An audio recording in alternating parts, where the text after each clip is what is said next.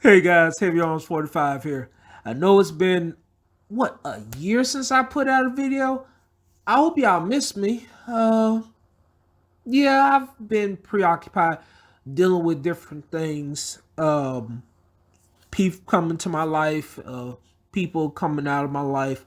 But I'm back. That's the important thing right now. And I've come back with different content that I've been thinking about. A year gives you a lot of time to reflect on things that you've said or what you want to say. And I wanted to focus on something that I've said once before. And it goes back to one of the transitions that I've been going through in my life. Recently I had been going through a transition of looking for a new job, and one of the jobs I had went out for was to work for CBR as one of their writers, and they asked me to do two different stories that I thought would be interesting for them to have in their um plethora of things that they have written. And so I wrote about anime having respect for their characters, or just generally I call it anime respect. And I talked about for years people have fought over the idea of who would win in a fight between Goku and Superman. Why does it matter? We see Goku and Superman as the superior characters. Goku is a Saiyan that can constantly surpass his limits. Superman is the Marty Stu who embodies the idea of I woke up like this. One trained to be the best, and the other is as strong as he needs to be. I've said this a couple times that Superman is as strong as he needs to be. Why? Because that's the way he's written. And that's really what it comes down to when you look at the two. Superman is an episodic character. He constantly has a story that goes with this particular comic uh or range of comics. And so for that range of comics, he has a certain skill set that he will have. And another one he might not have the same skill set. When you look at the characters, when it comes from, and you can take this for just about any character that you deal with when it comes to comic books. Comic book characters, you don't see them in their beginning. Like, you can have the Batman year one stuff and all that stuff, but you're watching him in sections of their life. You watch Batman not as he becomes Batman, but after he's Batman, or Superman after he became Superman. The only time that you really get into the idea of who is Superman in the beginning is when you get into the idea of Smallville. Smallville, the TV show, kind of like, yeah, this is what Superman did when he was a kid. But most of the time, most of the stories you see of him is him going against his rogues gallery of um, villains, or Batman going against his rogue gallery of villains. You see them as they're already developed. They are already, I'm not going to say as good as they're going to get, but they've already developed who they are. They already have their character pretty much fleshed out. Most of the things that usually change about them is maybe they get a new power or they get new equipment. But for the most part, they are still the same Batman, Superman, Wonder Woman, Flash, X Men. One of the things about Wolverine in the X Men is still Wolverine. The only thing that changed is that they gave him heat claws, and apparently now there's two different Wolverines. Some people have created convoluted stories, and so when it comes to comic books, you have a lot of people who are building up this character, and some of them are consistent, some of them stay in the same universe. With them you have a lot of multiverse things going on, while when it comes to um anime characters or manga characters, their characters are not fleshed out, their characters are not really built yet, their characters are still developing. A lot of times their things are are not a story that's of episodic nature, but a story of them becoming what they are. If you follow My Hero Academia, you watch Deku go from being a scrawny kid with no powers to being, if you're in the manga, one of the baddest men in the game when it comes to My Hero Academia. You watch him go from like learning how to do one move or learning how to use one power to using multiple powers. When you watch Goku, you're not just watching Goku from when he first started going against the Saiyans in the beginning of Dragon Ball Z, but you can go back to Dragon Ball when he just learned how to train with Master Roshi, when he's fighting people that, you know, the Red Ribbon Army and stuff like that. You're watching this character develop from the day he bumped his head to the day he became Ultra Instinct Goku. Um, same um, same thing could be said about a lot of different people, like Ichigo from Bleach. You're watching him from the moment he became a Shikigami to the moment when they come out with this new version, he goes against Quincy's. Um, you have a fuller character. You have a character that you're developing when it comes to mangas and anime, because that's what anime characters are all about. They're about the development, how I became what I am, instead of what I am being an episodic thing a lot of times. You know, you're watching, if you're into One Piece like I am, you're watching Luffy go from being this kid from a small island to being one of the considered one of the five legendary emperors of his time right now. You know, and there's only supposed to be four, but he's the fifth one that people are starting to give him credit for. Um, there's so much depth put into the story of a character in um, manga or anime, because you're developing them. You get to know them personally. You get to see what drives them. And in some cases, you do get a moment where you have a psychological profile of a character in comic books, but it's not, I want to say, as in depth. Like, you can't, like, times when characters reflect on their actions, like the White Knight, when Joker became completely sane and decides that he's going to take down Batman because he says that Batman is the biggest problem with um with Gotham City. And I kind of made a joke about that when I said a few years back about how Batman is justice in comic books is kind of weird, because I was explaining that, you know, how does Bruce Wayne makes his money?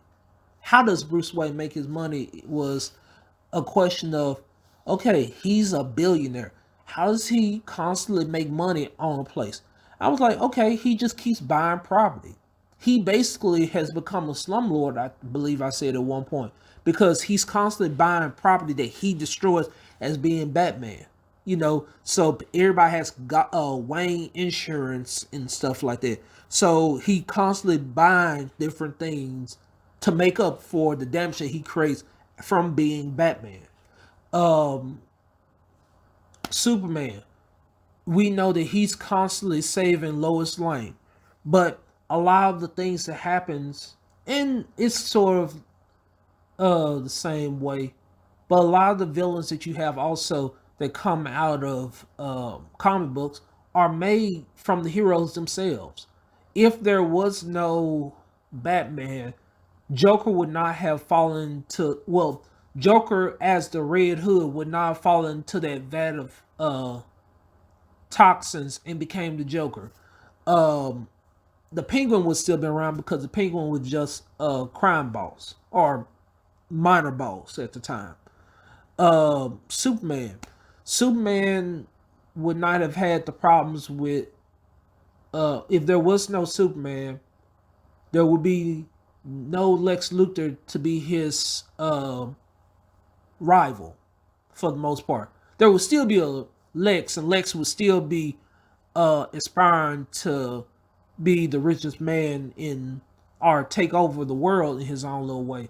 But he would not have had a full at in Superman in that way. You wouldn't have a character like Parasite, who can suck up the powers of Superman, because he wouldn't have gotten to the accident. You would not have. I want to say you would not have, if you go with, I want to say, some other people. You might not have Doctor Octopus. You might not have a Green Goblin. You know, in different cases, you would not have some villains because of what a hero did. While on the other side, in um, on the other side in anime, some of the villains were already there. Like Tomura Shigaraki was already in My Hero Academia. All for One was already there. You already had Arlong and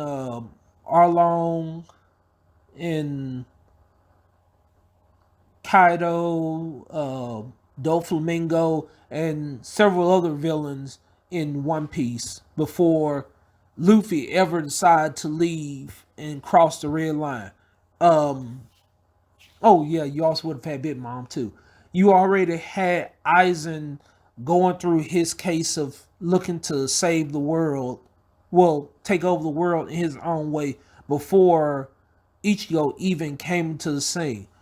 All these people are developing while there's already dangers out there.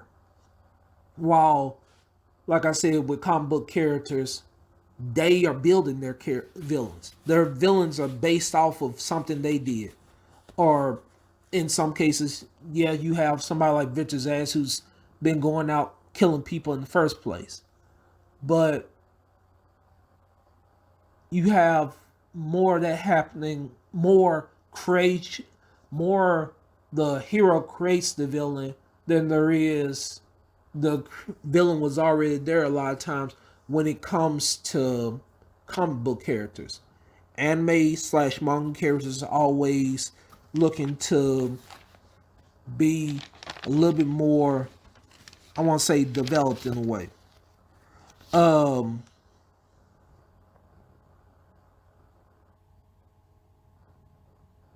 but you can watch in an anime the development of a character. The you like a plant growing on your TV screen. You watch these characters grow, become who they are, become stronger and powerful.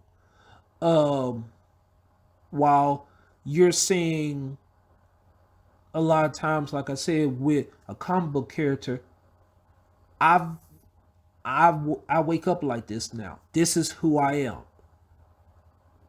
I already know what I already have my code set up of what I will and what I won't do. And when I go, let me go to My Hero Academia in this.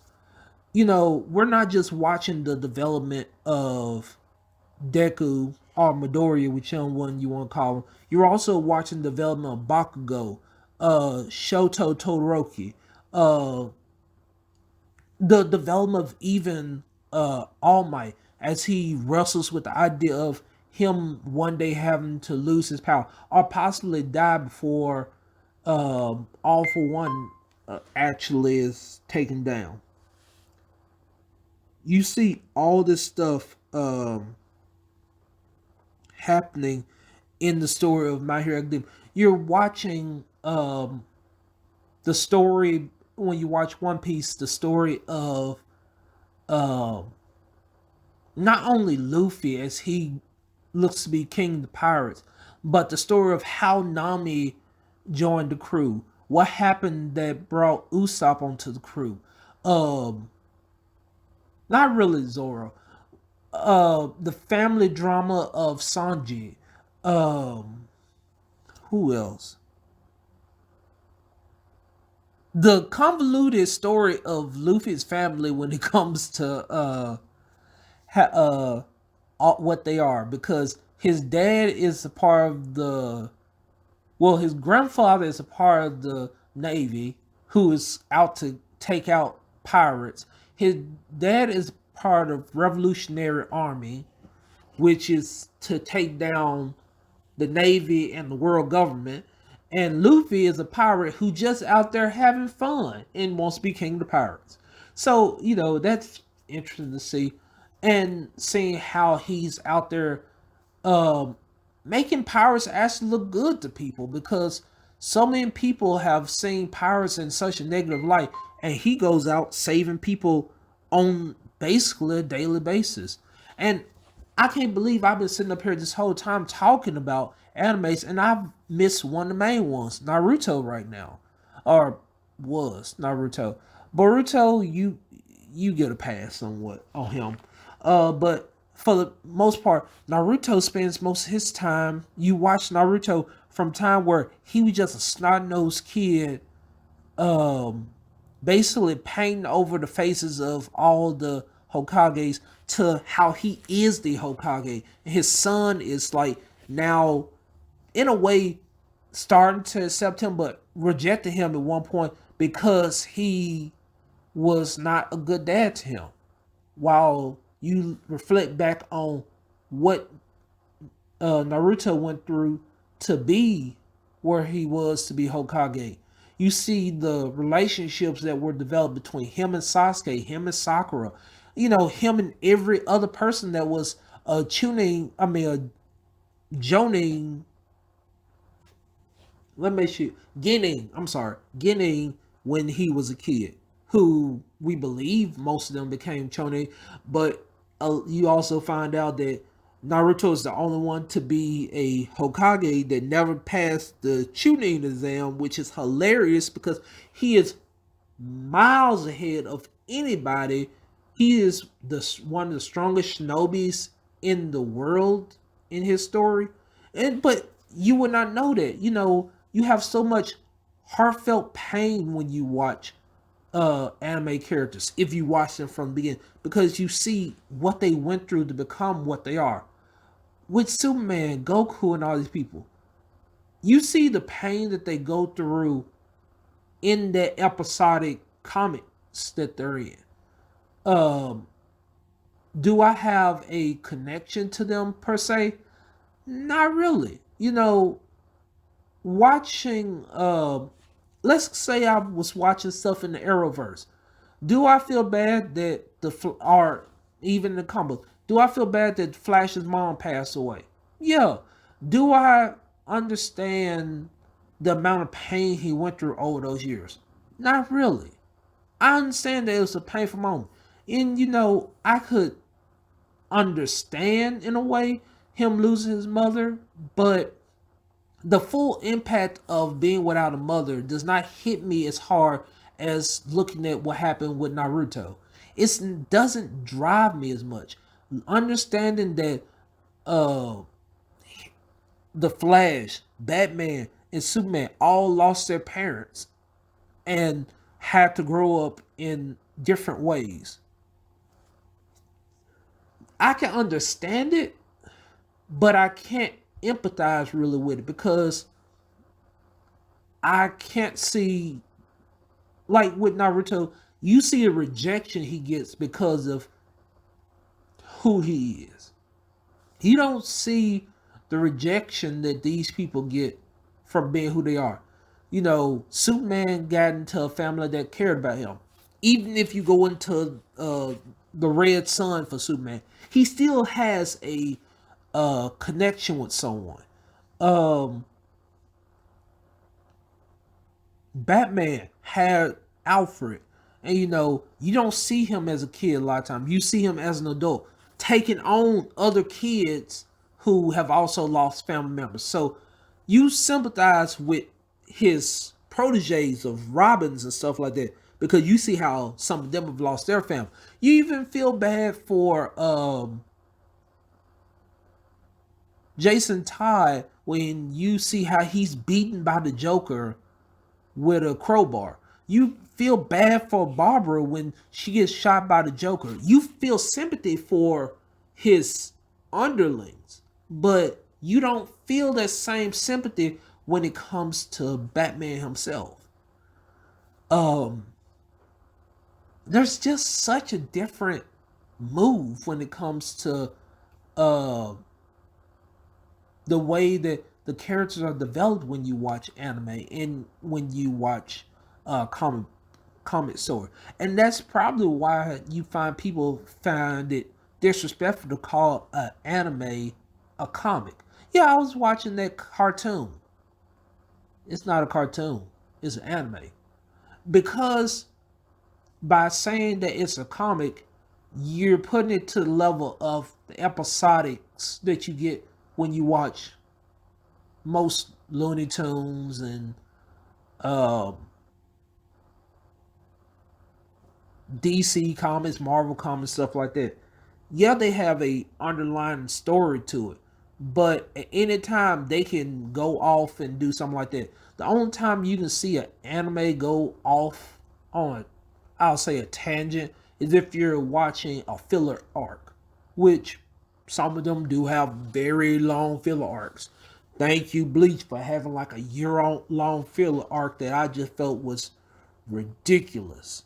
Um, but there's a respect, I feel like, to the way that they make their characters. The characters in anime are so much more um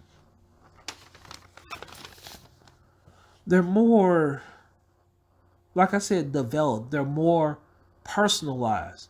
You're As you watch this person grow, you feel for them. You see what they went through to get to where they're at. Um, did I feel bad for Sanji when I found out his backstory? Yeah, I met Sanji as an adult, but they really spent time showing you that as a kid, his parents, his mother loved him, but his father was trash, making his family into like cyborgs that basically had no emotions, and he's the only one that doesn't have that problem. Him and his sister, you know, the you even felt for Pudding when you ran to her at Whole Cake Island. Not at first, but as you get to know her through the story, you feel bad for her. So, with manga characters versus comic characters, differences is clear. Manga works on the idea of a fluid story covering the character's development, while comics focus on the established skills and powerful characters, showing that they how they will deal with a situation. Superman's death is in Doomsday resonates differently than Jiraiya's death in Naruto. Manga's respect bleeds out for the original writers. As so, when uh, when you go from Naruto to Boruto, they still keep the same concepts that they had from when you watched Naruto, which was written by somebody completely different. And I believe the writer of Naruto came back for this back end of it to finish up the story. But you can have people that will respect the content that the original writer wrote of. Like Toriyama, the one who made Dragon Ball Z, has written stuff for Dragon Ball Z and for Dragon Ball Super. And but there are other people who are writing for the anime that respects the original writings of um, Toriyama. So that's all I'm saying about it. I feel like I keep saying the same thing over about how they're different. They both respect their own characters, but I feel that, like I said, anime characters are more developed than uh American DC characters, because well, DC, Marvel, or any comic characters, because they spend the time to show you how this anime and manga spend the time to show you how this character became who they are, while comics spend time showing you what they can do, what have they been able to develop, and have to one up themselves on how this person deals with a certain situation. Like, yeah, it's interesting to see Batman go against the Joker, Penguin, Clayface, Two Face, uh, Poison Ivy, uh, I about to say Calendar Man, Victor Zsasz, um, Black Skull. But it's also interesting to watch how Superman deals with Lex, Parasite, um, somewhere I missed Mr. Freeze, Killer Frost, um, Captain Cold, Captain Boomerang, Harley Quinn, the Joker. You know, it's interesting to watch all these people go against someone else. I mean, go against their Rose Gallery. But you're looking at who they normally go through. Then you have to create someone that's different for them. So you create a story like the Tower of Babel, where you have Batman's ideas of how to take down other superheroes going into overdrive and almost taking out the whole Justice League, or stories where like Wolverine killed the entire X-Men crew and then he becomes Old Man Logan. You know, you have to create alternative versions. Even like the idea of Deadpool kills the DC universe. I mean the Marvel universe, or Punisher kills the Marvel universe. You have stuff like that. Are those good? Yeah, but I'm just saying that they're variants. They're creating other dimensions to fill out or create stories or create playgrounds for people to make stories in. So the Batman or Superman that you see in these stories, I mean, when you're doing a versus battle, is amalgamation or a combination of different uh Supermans or different Batman abilities from other stories that might not be the same one. Like, I could say that I saw a Superman that could go across the galaxy in a matter of seconds. Well, I also have a Superman that basically could go supernova and basically use up all his solar energy in one blast, but then he becomes human. Well, in that same way, I have Goku that can go Ultra Instinct, uh, and I don't know if he has a limit on that. I haven't been that. To be honest with you, I've mostly watched the anime when it comes to Dragon Ball. Um, so I don't know if he can constantly go Ultra Instinct. But you're talking about a person who has on several occasions went Super Saiyan, Super Saiyan 2, Super Saiyan 3, in one variant, Super Saiyan 4, and then you have Super Saiyan God, then Ultra Instinct. You know, you have a character, you see how he's gone from one step to the other in becoming who he is. Um, if you agree with what I say, that's cool. Um, I'm out here to make content. I hope y'all like it. Um, Glad to be back with y'all, and I'll catch you later.